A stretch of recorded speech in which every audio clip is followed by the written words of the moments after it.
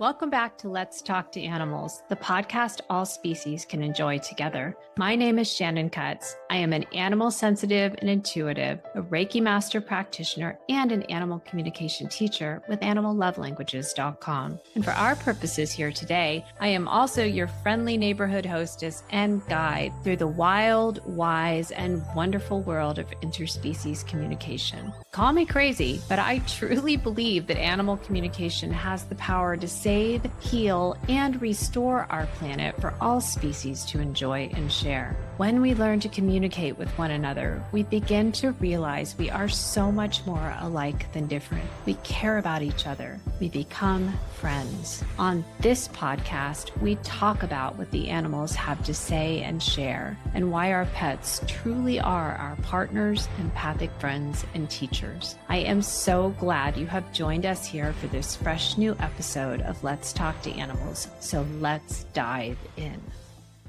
Hi, Shannon here. Welcome back to Let's Talk to Animals, the podcast all species can enjoy together. And on the menu today, we are talking about what I like to call pet charades. What are they? Why are they so valuable for you as the pet parent in the mix? And how can you use pet charades to decode your pet's messages, to establish clearer lines of interspecies communication within your animal family? So first up, this is a topic I've been passionate about pretty much ever since I started my formal animal communication learning journey. And I started to realize that I was communicating unconsciously, energetically, emotionally with my pet family members all day, every day. And I had no idea. And I'd been doing this all of my life, all of their lives, all of our life together. And as I started to dive deeper into the dynamics of living in an interspecies family, a family where we speak different languages, keep in mind that at the time I did not know the universal language of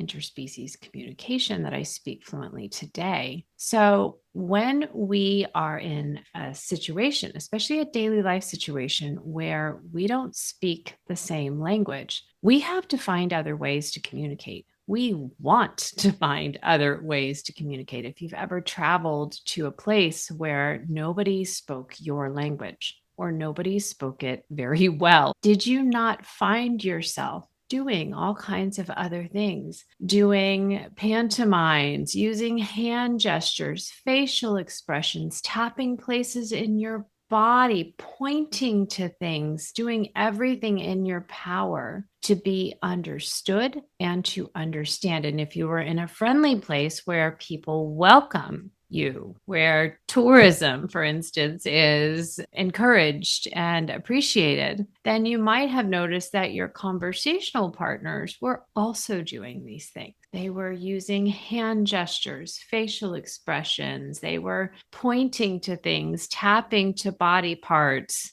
acting things out in front of you in an effort to communicate. And that is why I call our pets behaviors, especially the really weird ones, the stuff we simply don't understand, pet charades. It's like our game, the charades game, where we're trying to act out a story or a message or a phrase right in front of the other participants. And they are trying their best to guess, what the heck are you talking about? So from this moment forward, especially if this is a new concept for you, of course, you're aware that your pets are doing their thing. They're behaving the way that they behave. They're vocalizing the way that they vocalize. They are doing the things that they do. They are interacting in certain ways with you, with each other. But from this point forward, understand that all of that is intentional. It's either proactive or it's reactive, but it is intentional.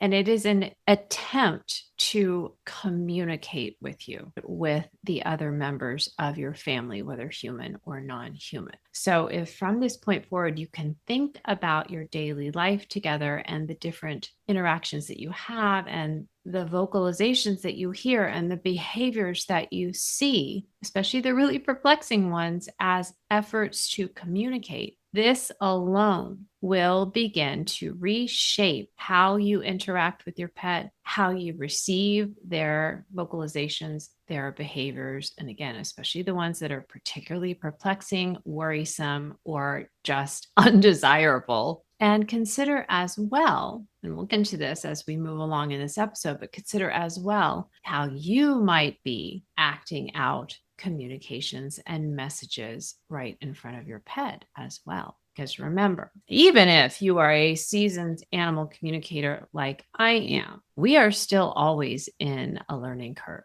Our pets are the masters, and my animal communication students are very familiar with me sharing with them that the animals are our master teachers. They are the fluent ones. We are learning their language, and they've had a lot more practice finding creative ways to communicate with us to at least alleviate the language barrier that exists between us. And sometimes they have things to tell us that we simply don't understand because it's coming from their point of view, from their perspective, from what I call their inner wild, which we will also talk about in this episode. So, right now, what I want you to try on for size, put on this pair of glasses and see how the world that you see changes, is to view everything that your pet does as an effort to communicate. What are they trying to communicate? What they want, what they need, what they observe, what you may want, what you may need, the things about you or within you that you are completely blind to, completely unaware of. And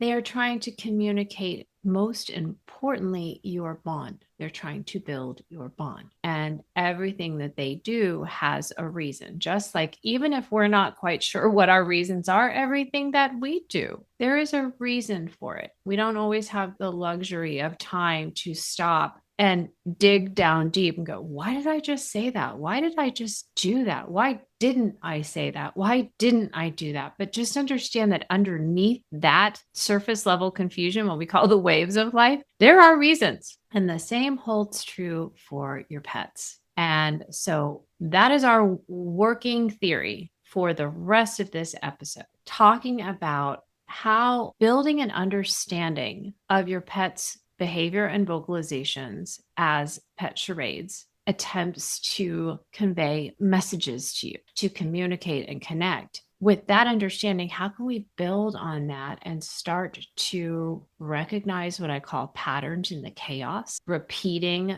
vocalizations, repeating behaviors? Those are repeating messages. It's like learning Morse code in a way. Oh, there's a pattern there. Prime numbers or the difference between a noun and a verb so that we can learn to reliably tell the difference between the two. We're starting to use this concept of pet charades to look for patterns in the ordinary chaos or waves of everyday life. Wow, my dog always does that when I do this. One of the things that I can share with you really quickly it was kind of an easy one for me to decode, you would think, but I was way too close to the situation to realize what was happening. Was I would be on Zoom calls with some of my coaches and my mentors, and I'm in some pretty intensive coursework always, definitely right now. And this actually happened last year. I was in a very intensive coaching program. And everyone on my program, the other students, as well as my teachers and coaches, got to know Miss Petal, my cockatiel, really well because she loves Zoom and she's always with me. And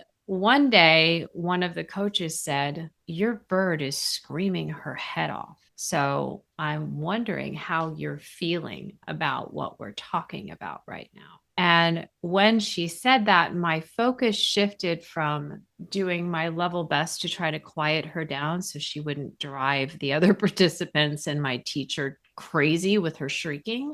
And my focus shifted to what is my inner state? And when I tuned in with my inner state, I realized that my teacher was right. I was feeling extremely anxious and resistant to what she was presenting to me. I was scared and I was feeling very worried. And as soon as I tuned into that emotion and took a few deep breaths and became aware that Petal, who I thought was the reason for this agitation in me, she wasn't the reason. Her vocalizations weren't the reason. Her vocalizations were the heads up that I needed to stop and take stock and calm down. And wouldn't you know, when I did that, Petal stopped screaming. And from that point forward, my coach, who's not an animal communicator, very far from it. This was a completely different. I was learning about entrepreneurship. My coach would always take Petal's emotional measurement. She'd say, Petal isn't vocalizing today. So you must be feeling pretty good about it. And it made me aware that Petal wasn't trying to be disruptive. So often when our animals are meowing or barking or neighing or screeching, and we think they're trying to pull us away from something or trying to disrupt what's going on in our daily life, when in reality, often they're trying to alert us to something that is disrupting us, our nervous system, our calm, our opportunities in life. And there have been numerous studies that have demonstrated the power of this shared pet charades communication system through what we call resonance, shared resonance. Dr. Rupert Sheldrake calls this morphic resonance. And of course, the concept is a little broader than what we're talking about here, but intermingled within that is this ability to pick up on the emotional state, the energetic state, the electromagnetic state of the other organisms or life forms we share proximity with, whether that be through local physical geographic proximity or proximity through the information field of quantum mechanics. In other words, we influence one another. Dr. Stephen Porges, founder of polyvagal theory, talked about the power of the nervous system to sync for two types of evolutionarily advantageous messages of danger and messages of safety and opportunity. So survive and evolve, essentially. And this has been demonstrated. It's been demonstrated in wild communities of animals. It's been demonstrated between owners and their dogs. It's been demonstrated in homes, in interspecies homes with animals and their people, their humans. And we can feel it every single time we enter a space where somebody's feeling a little agitated or out of sorts, or especially joyful. It shifts our mood. Have you ever stood next to somebody without maybe even knowing what was going on with them, without maybe even knowing their name, and just start to feel like I really want to get away? I don't like the vibe here. That's syncing. And here I mean syncing. We are syncing, just like our smart devices sync with one another all day, every day to share information. We are syncing with one another because we too are electromagnetic devices. We sync with one another. Why? Because it's good for us to get the lay of the land. So be absolutely confident that your pet is syncing with your nervous system all day, every day, constantly reading the room, getting the lay of the land, and often getting the heads up about approaching storms, danger, and joys, opportunity, long before you are. This is another reason why I tell my animal communication students that our animals are our master teachers. They have been doing this all their lives, because it helps them survive and thrive. Just because they're living their posh and pampered modern first world lives with you does not turn off that inner wild, that instinct. And this is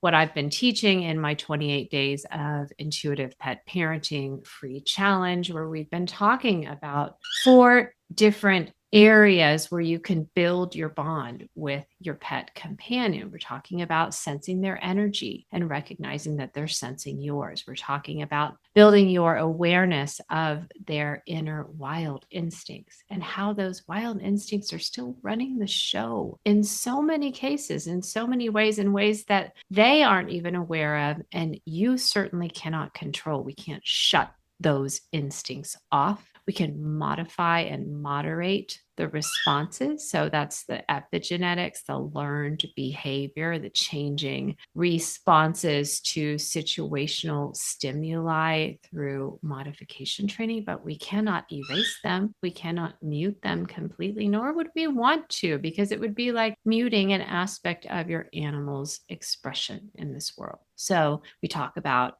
how to explore and get curious about and interact with and work with your pet's inner wild instincts. We talk about building your bond of trust. It's one thing to love somebody, it's another thing to trust them completely. And trust requires empathy, and empathy requires time and awareness. So we're talking a lot about that. And then we're talking about your soul agreement. Because if we use the example from earlier, maybe you have found yourself keeping company with somebody who is very agitated or very anxious or tends to be highly sensitive or prone to outbursts. That doesn't mean that either one of you is doing something wrong. You are in each other's lives for a reason. And it's most likely to do what Tara Brach says, to grow in wisdom and learn to love better, love one another, love ourselves. So your pets are in your interspecies family for a reason. Out of all of the animals alive on this planet, you are together with this particular animal, this particular companion animal. And when I ask the animals, what does the word pet mean? Why do we use it to describe you? They have told me it means partner,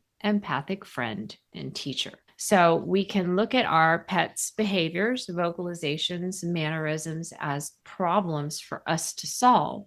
That's kind of the danger way of looking at it. Or we can look at them as opportunities to expand and evolve. And that's where the role of animal communication comes into play, comes into the picture, is when we're seeking the deeper lessons and we're seeking the shared resonance. We don't play pet charades or any kind of game of charades by ourselves. At least most of us don't. I haven't met anyone who tells me that they enjoy a good, rousing game of charades all by themselves. If we're playing charades, we're in community and we're choosing to be in community and we're wanting to be in community and we're wanting to communicate. So it's important to understand that every so-called problem pet behavior, first of all, you invited that master teacher who has that behavior into your life. They're in your family for a reason. Number two, there is absolutely something here for you. There's something to learn. There's something here for them too. When I talk with pets at the soul level, which is really the sweet spot for animal communication, at least the way I practice it, we're taking a deeper look at why are we together? Why are you and I together? Out of all the people in the world, out of all the animals in the world, why did we come together? That was set up in advance. So let's find out why, so we can play to our strengths. We can work on our lessons together and we can both grow and evolve. So when we're looking at these so-called problem pet behaviors or vocalizations, or just the perplexing things, or the why are you so anxious? I wish I knew how to help you. That is a huge driver that sends you to me for animal communication sessions, is I don't know how to help my pet.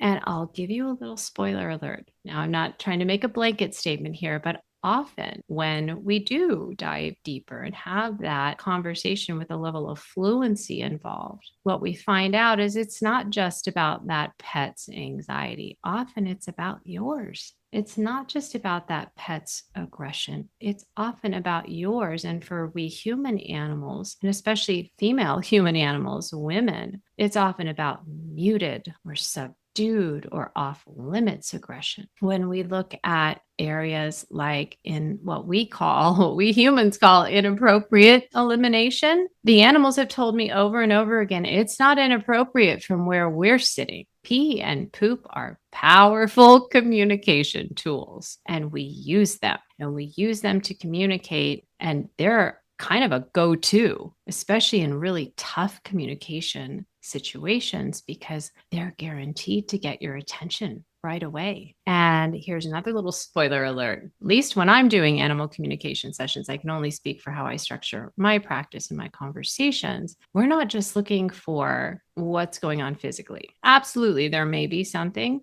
I do have medical intuition training. And in fact, I always encourage my pet parent clients run, don't walk to your veterinarian if you have any physical health questions or concerned. I went to the vet twice with Miss Petal yesterday. So I practice what I preach. Yes, I talked with her about what was going on with her. Yes, I did an energy healing session as a Reiki master. I'm blessed to be able to offer that right inside the home with my pet family. I also rushed her to the vet twice, and I'm happy to report that she's doing much better today. So, animal communication is never meant to be a replacement or a substitute, nor can it be, nor should it be. And so, when I talk with my pet parent clients, we talk about building your pet's well pet team that includes different disciplines, different modalities. First and foremost is developing your own pet parent intuition, what I call the modern pet parent's superpower, the most overlooked tool in your modern pet parenting toolkit, the tool that can cut through all the crap, all the confusion, all the lack of clarity, can get you to the next right feeling step quickly and cleanly. And when I teach my intuitive development for pet parents workshops, this is what we're focusing on. So if you haven't enrolled in one of those yet, be sure to join my free love letters community. I send out a weekly e-newsletter and it offers insights, breaking news, tips, new free resources, and announcements, including the availability of free animal communication sessions with my senior students. And also when I'm running these free workshops, these intuitive development workshops for pet parents specifically. There are lots of different kinds of intuition training available to you today, but this one is specific to developing your intuition around caring for your pet, building your confidence and your competence. So you trust yourself. You trust what I call your iOS, your intuitive operating system, to guide you. You trust this syncing feature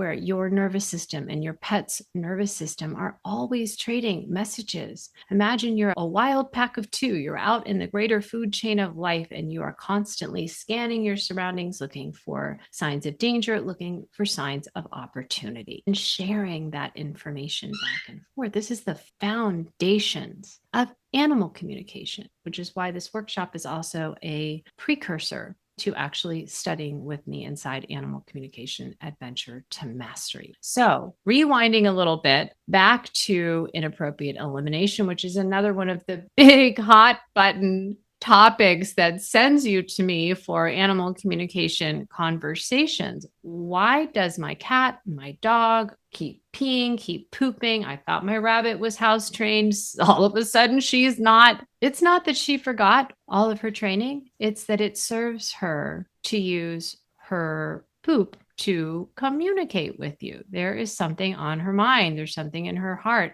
It may be physical, in which case we've already covered that. Run, don't walk to the vet. Definitely you can reach out to me for a conversation. I can share with you how your pet is feeling. I can sync my nervous system with your pet's nervous system to receive any messages that they're willing or able to share with me about how they're feeling in their body, what's going on in their body. And we can see if there's anything, any areas of discomfort, things like that. And I always want to follow that up with a visit to the vet if you haven't done so already. So it's really not about me providing veterinary diagnosis or treatment. It's about me stepping in as the interspecies translator to share if there's anything about your pet's body that they want to tell you, they want you to know. Then I also look at any kind of pet charade situation, whether it's peeing or pooping, barking or meowing or scratching or biting or hissing or shrieking or whatever it is, destroying the furniture. We look at an emotional component. So messages can come through in many different forms, physically, mentally, emotionally, and at the soul level. And they can come through for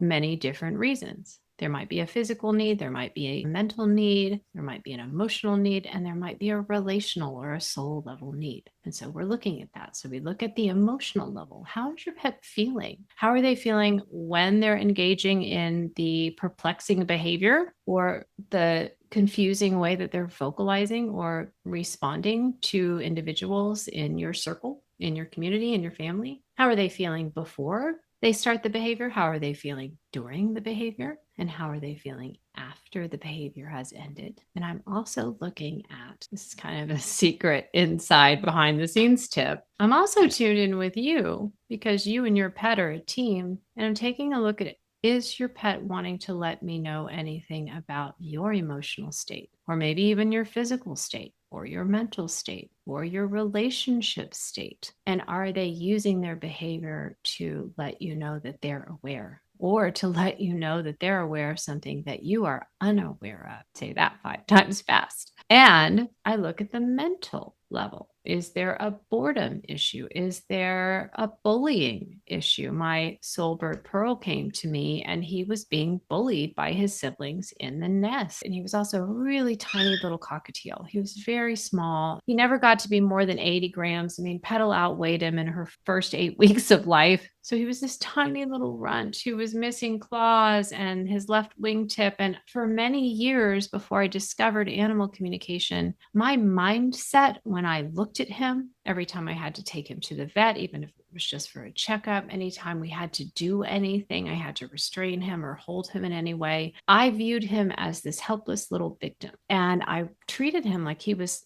very breakable, very, very fragile. I used to tell people, be very careful with him. He can't get around too well. He can't fly on his own. He's very fragile. He's very small, fragile bird. Well, let me just tell you, after I started having two-way interspecies conversations with Pearl, he corrected me very quickly. And he pointed out, do you see how much I've survived? Do you see how strong and brave I am? Do you see how well I've trained you? He used to call me his large featherless assistant. I will wear that badge proudly for life. Now I am his reincarnation, Miss Petal's large featherless assistant. And he presented himself as the boss, as the CEO. And I stopped being afraid to bring him for vet visits because I realized that every single time he would bounce back pretty quickly. You give him 5 minutes or so to shake his body after being handled or measured or weighed or whatever they wanted to do that day. He was fine. I needed a good stiff drink and a night to recover. So his message to me was, I'm good. I'm strong. I'm brave. I've got all the skills that I need. I can use them. I've got a beak. I've got claws. I've got wings. Maybe they're not as functional as nature had intended, but I'm not afraid to use them. I'm a survivor. I got myself out of that horrible bullying situation and went home with you, even when your mom tried to talk you out of it. And that's a whole other story. My mom was afraid that he was too weak and fragile. Guess where I got that idea? And wanted me to adopt one of the other older, stronger birds in the flock. But my heart said no, and I took Pearl home, and it was the best decision I ever made. And that was my intuition, my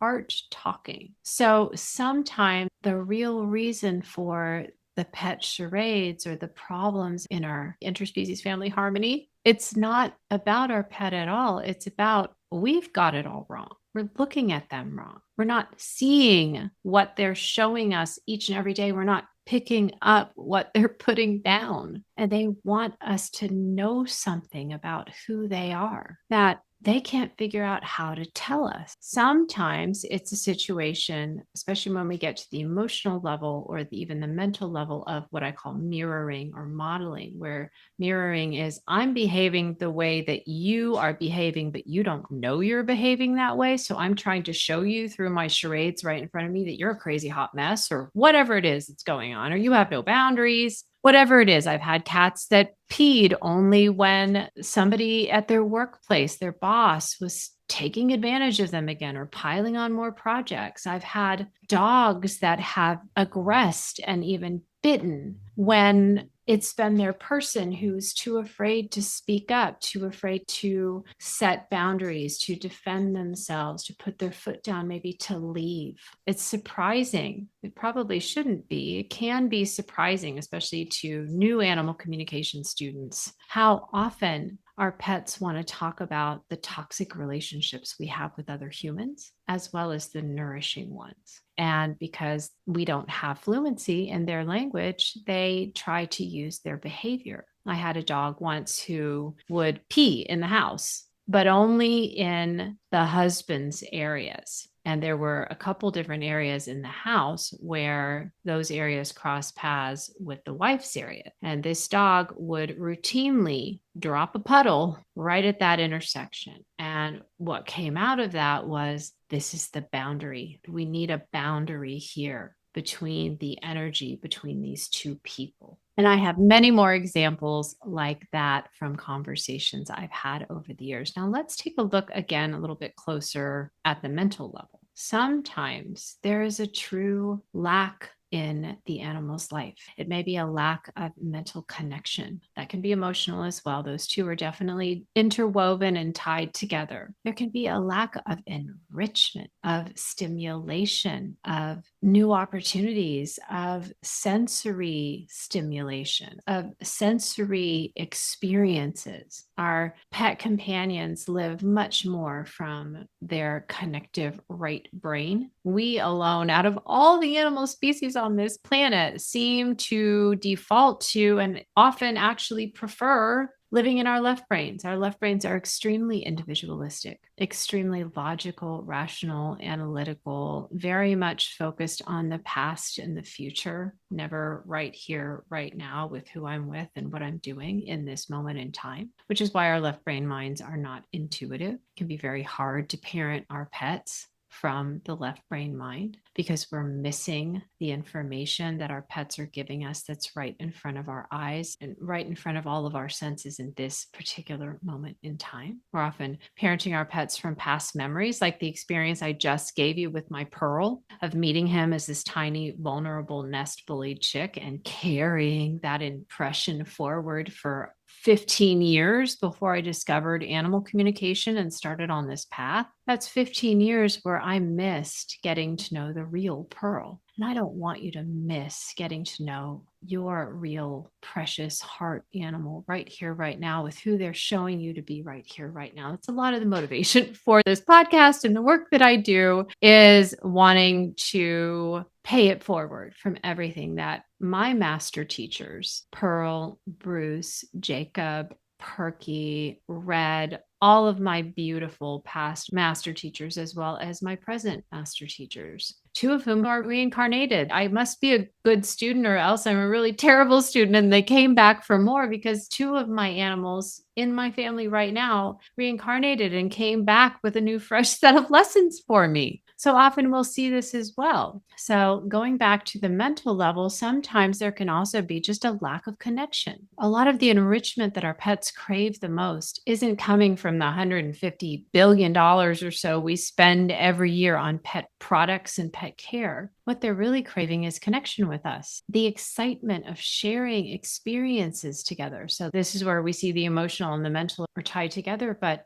we have an epidemic these days of people who say their pets are their best friends, but really we treat our smart devices like our best friends and our pets kind of like our occasional sidekicks. And so here, often what I'll see is that the pet charade is arising because their person won't put their phone down. They won't pull their awareness here and now into this present moment to explore life together, to just be here now, to have a cuddle and not try to do anything else. And as I mentioned before, anytime any of this stuff is coming up in your relationship with your pet, there's always a deeper trigger or reason or motivation. For me, I noticed that when Petal is wanting to cuddle with me and I'm trying to quote unquote multitask, which is absolutely not possible. It's context switching. So we're not multitasking, we're context switching. We're actually trying to move our mind back and forth in micro moments, and it works really poorly. And it happened to me again this morning with Miss Petal. She hasn't been feeling that well, and she was sitting on me wanting to cuddle. And I was trying to upload, of all things, her veterinary documents to our pet insurance. And she was nibbling on my neck, and I couldn't type because it was painful. And I found myself in this moment of choice. Am I going to continue to push through and try to treat this task like it has to be done right now? I think we have 45 days to submit the documents and push her aside. Or am I going to stop doing that and have a cuddle right here, right now? So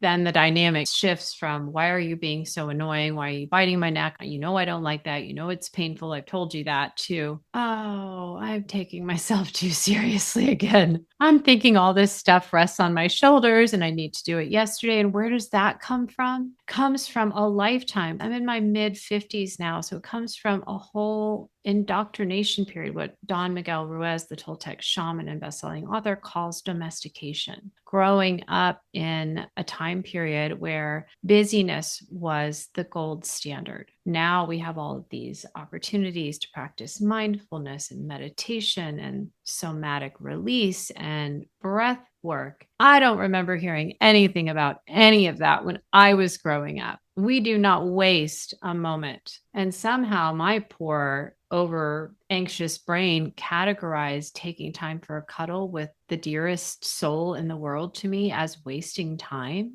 That points to deep, deep, deep inner healing work that I need to do and that I am doing. And I'm actively doing that. I'm actively working on that, where I'm telling myself it's dangerous to take a break, to cuddle here and now. There are things to do. And if you don't do them and you don't do them now, there are consequences. So there's that danger message from my nervous system that coded in taking a moment right here, right now, in real time to breathe deeply and snuggle with my love. That's dangerous. Well, that's what we call a bug in the software. Our intuitive operating system doesn't have any bugs. Our mental hardware, our logical, analytical left brain operating system has lots of bugs. And so that's what I'm talking about, where we're having an issue sometimes with your pet's mental state. They're genuinely, legitimately bored sometimes. They don't have enough stimulation, whether that means getting them into nose work or building one of those really cool cat trees on your walls, or adjusting your schedule once a week to go out and do a trail ride for an hour before you get back to your regularly scheduled whatever it is that you're doing. Or if it just means setting an alarm on your phone every hour, which is actually one of the prompts that I offer inside 28 days of intuitive pet parenting, the challenge I'm running right now, where we just set an alarm on our phone for every hour and we stop once an hour and we just go and sit with our pet and just be there for whatever it is that they're doing. Just go and sit with them or observe them, marvel at them, notice one new thing about them. Another challenge that I offer that's available, and I'll link all this up for you below in the show notes, is 7 days of noticing practice. And this is a great thing to do. You can do it over the course of a day. You can do it over the course of 7 days. You can do it over the course of a lifetime. I try to do this every single day with my animals, to notice one new thing about them that I have never seen before. So that is a great place to start offering your pet more mental as well as emotional enrichment and connection, to stop all the things, to put down the little electronic pet and to arrive in this present moment, simply to be with them, to step inside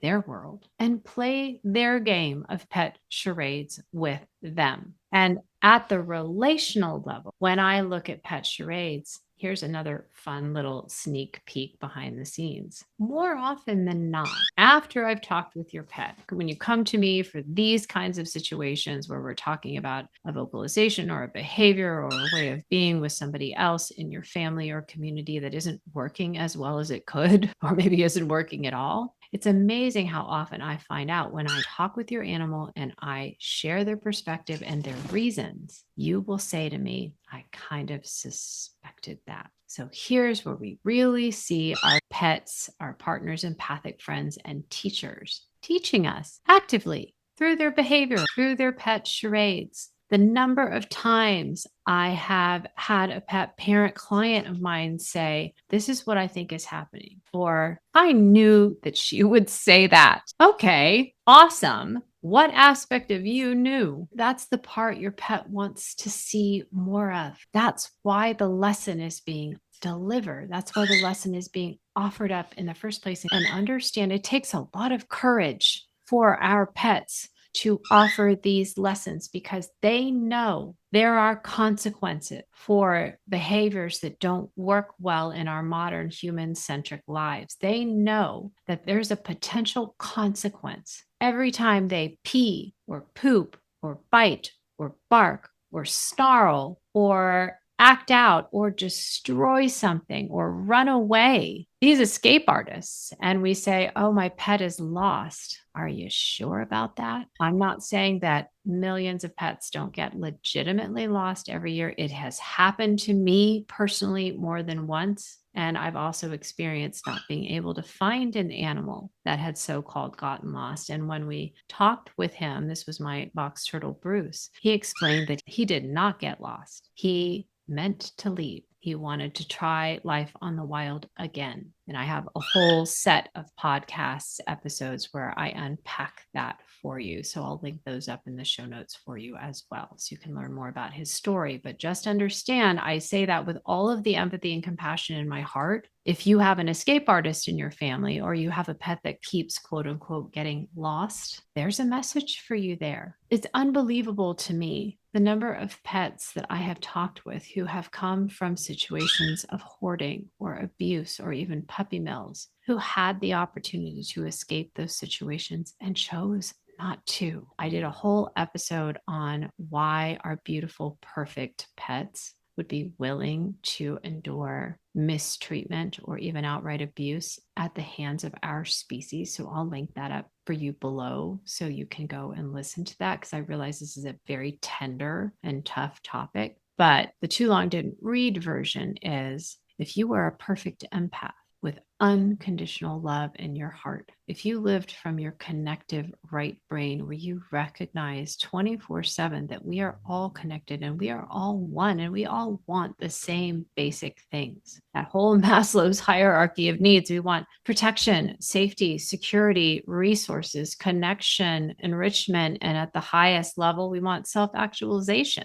If you came into this world with that kind of heart, might you not be willing to endure a bit of mistreatment or abuse if it gave you the opportunity to shift things for other animals and the humans who are mistreating them? That's what the animals have told me. So understand that if your pet is escaping repeatedly, there's a message there. I'm not saying somebody just got out once and got legitimately lost. I'm saying if you've got an escape artist on your hands, like I had with Mr. Bruce, that is a pet charade. There is a relational message there for you. There may be many messages, but there is a teachable moment there. And if we can address the teachable moment, we can often stop the escaping. So this is what I want to share with you today about pet charades. They happen for a reason, all kinds of reasons. Those reasons may be singular, as in it's physical, it's emotional, it's mental, it's at the soul level, what I call relational. There may be more than one reason. Often those levels are very intertwined. And this is where formal animal communication can make a world of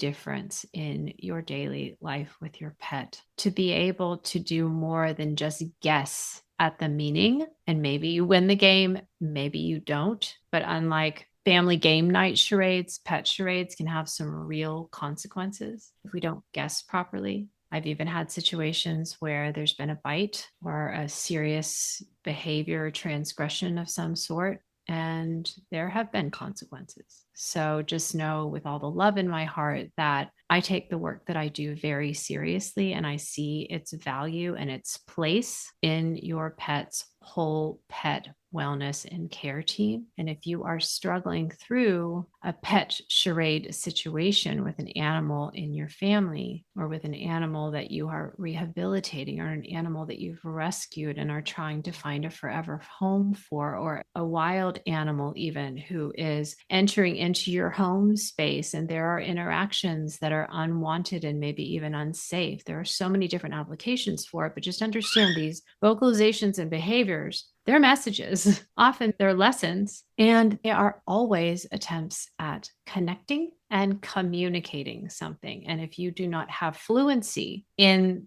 the language of the one who's trying to communicate to you, you have two options. One, you can have a done for you service where you come and schedule a session, and I'll put the link in the show notes for how to do that. And I will talk with your pet, serve as your interspecies translator. We will connect and chart a course forward towards a more workable family life situation for all of you. You can do it yourself by joining my student program, Animal Communication Adventure to Mastery, coming to my live Animal Communication Adventure practice circle and honing your skills, talking with your own pet, and going deeper with your pet side of the conversation by learning their language so that you can accurately decode, translate, and receive their messages, going deeper with your own soul awakening journey so you can decode, translate, and receive the messages from the inner you, all the versions of you, all the way back to when you first entered this world, who may still be a lot like your pet's inner wild instincts often still are running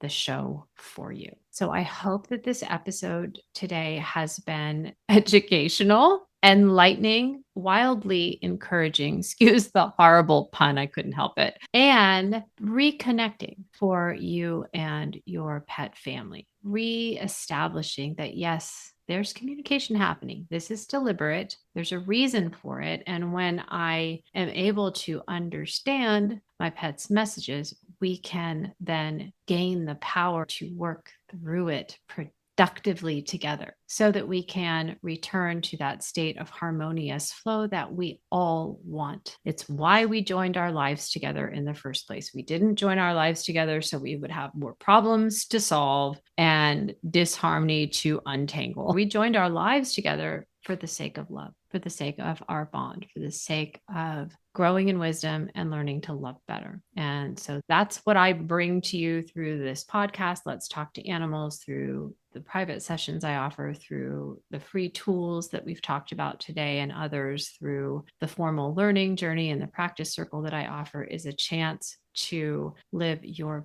best life with your pet, not just a life you can tolerate, a life that you have to troubleshoot and navigate through, but a life that you love with your pet.